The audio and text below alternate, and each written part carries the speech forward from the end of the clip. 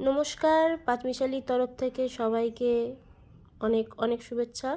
ভিডিওটি দেখার জন্য নিমন্ত্রণ থাকলো। ভিডিওটি দেখলে লাইক, কমেন্ট অ্যান্ড শেয়ার করে দেবেন। ডিউটি থেকে বেরিয়ে আমি সকালেই বলেছিলাম যে সকালবেলা ডিউটি থেকে বেরিয়ে আমরা ধোসার দোকানে ঢুকেছিলাম। ধোসা খেয়ে দিয়ে আমি বাড়ি চলে আসি।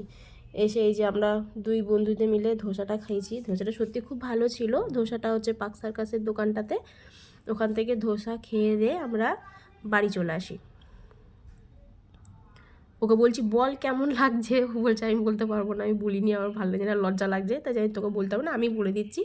কিন্তু too good, just too good, কোনো কথা হবে না। ধোসাটা সত্যি খুব সুন্দর আর পরিষ্কার পরিচ্ছন্ন ছিল, সত্যি খুব সুন্দর। তোমরা গেলে ভিজিট করে এসো দোকানটাতে।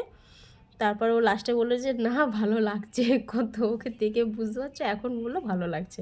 যাই হোক, আমি তারপরে বাস ধরি, বাস ধরে সোজা বাড়ি আসি। বাসের জন্য ওয়েট করছিলাম, বাস ধরে সোজা বাড়ি এসে খেয়ে দিয়ে বাড়িতে এসে দেখি যে মা পাটিসাপটা করেছে। খেয়ে দিয়ে ঘুম থেকে উঠে রেডি হয়ে, ঘুম থেকে উঠে রেডি হলাম, রেডি হয়ে সন্ধেবেলা একটু বেরালাম ওই সরস্বতী পুজো শাড়ি কিনবো বলে। সরস্বতী পুজো শাড়ি কিনবো, শাড়ি। এবার চলো তোমাদের দেখাই কোন দোকানে যাই। গেলাম হচ্ছে ফুলবাগান থেকে কিনি, আমি ফুলবাগানে চলে গেলাম। ফুলবাগান থেকে চলো এই দোকানটাতে যাবে, এই দোকানে গেলে অনেক ডিসকাউন্ট দেয়। আর দ্বিতীয়ত এই যে আমি ফুলবাগানের মন্দিরের সামনে নেমে আমি হেঁটে, বেশি দূর না, আমি অটোর জন্য ওয়েট করছিলাম,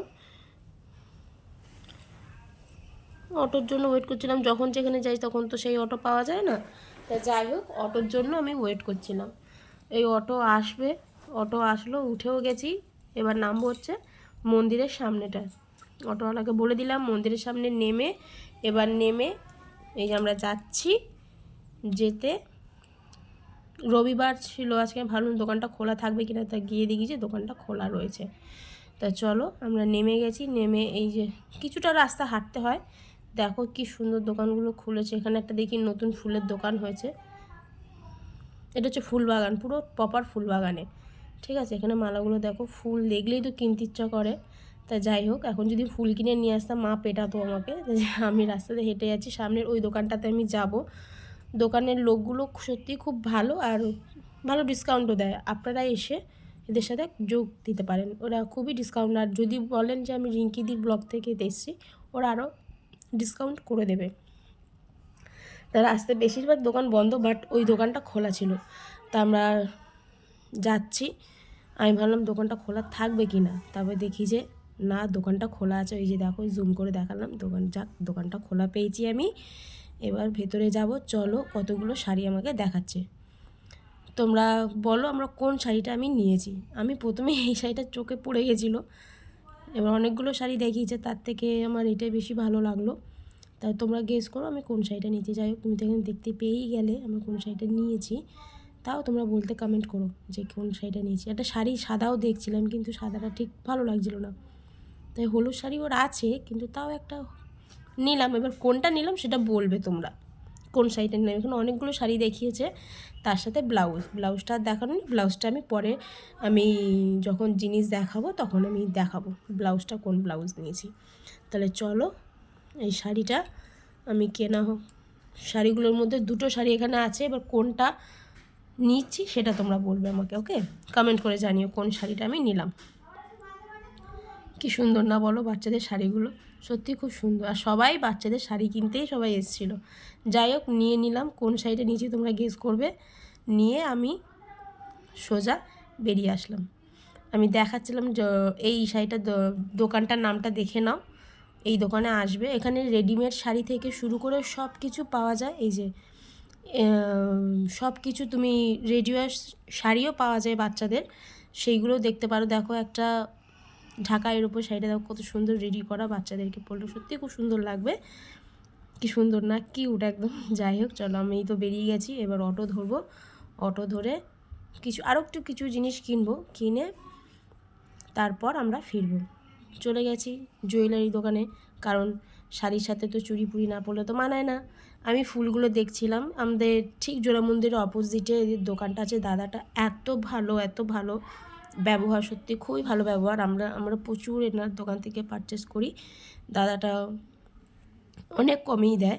তার মধ্যে যদি বলো যে রিঙ্কিদির ব্লগ থেকে এসেছি, উনি আরও কমিয়ে দেবেন ডিসকাউন্ট, ঠিক আছে? 10 টাকা থেকে শুরু করে আপ টু আপনারা যত দূর যেতে পারেন সেরকম প্রোডাক্ট নিয়ে কোনো কথা বলে না, ভালো প্রোডাক্টই রাখেন উনি।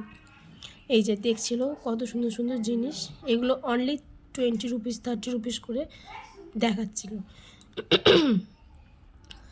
বেশ ভালো লাগছিলো পেনগুলো। তো যাই হোক, আমি ওখান থেকে কিছু জিনিস নিলাম, সেটা আমি পরে দেখাচ্ছি। তার মধ্যে এই যে ঠিক জোড়া মন্দির অপোজিটে দোকানটাতে সবাই যাবে, কিনো, ভালো লাগবে। এবার দেখো আমি বাড়ি চলে এসেছি, বাড়ি এসে এবার কী কিনলাম সেগুলো তোমাদের সাথে শেয়ার করছি। প্রথমে এই শাড়িটা তোমাদেরকে তো বললাম, কমেন্ট করো, তোমরা কমেন্ট অবশ্যই করবে। এই শাড়িটা নেওয়া হয়েছে, শাড়িটা কেমন হলো বলবে।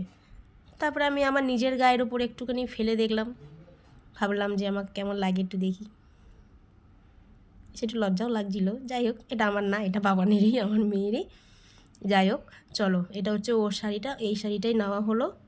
কি সুন্দর না? আমার তো খুব পছন্দ হয়েছে, তোমাদের কেমন লাগলো জানিও। আর এর সাথে একটা ব্লাউজও নিয়েছি ম্যাচিং করে। ব্লাউজটা দেখো, ব্লাউজটা এত কিউট, খুব সুন্দর। আর এদের দোকানের প্রোডাক্টগুলো খুব ভালো হয়, আমি প্রতি বছরই ওদের দোকান থেকেই কিনি।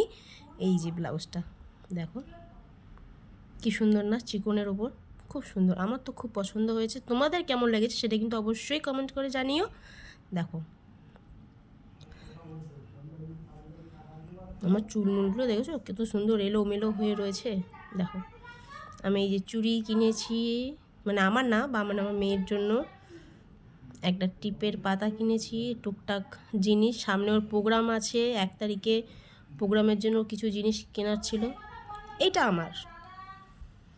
আমার আমি একটু পার্লসের উপর বেশি ভালো লাগে বলে আমি একটু পার্লের উপর দেখি। এইগুলো সবই ওরই অ্যাসেসরিজ, কারণ ওরই বেশিরভাগ নাচ জন্য লাগে ওই সব কিছু। ব্যাস, আর কিছু কিনিনি। এখানেই শেষ। ভিডিওটি দেখার জন্য অনেক অনেক ধন্যবাদ। তো দিনটা তোমাদের কেমন কাটলো আমাকেও জানিও। আমার দিনটা এভাবে কাটলো। Good night, by.